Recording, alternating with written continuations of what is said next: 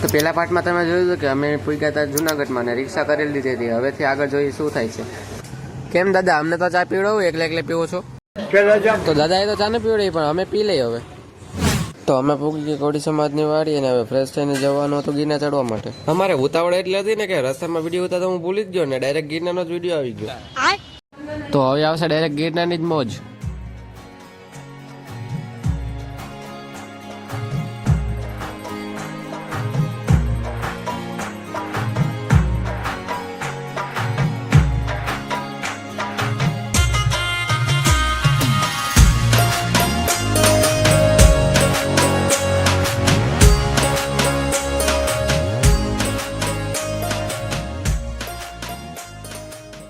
અહીંયાનો નજારો જેવો હોય ને કે મોજ જ આવી જાય. એકવાર તમે જરૂર આવજો. તો અહીંયા સુધી આટલું જ ને, હવે બીજું જોશો નવા વ્લોગમાં. ત્યાં લગી બાય બાય.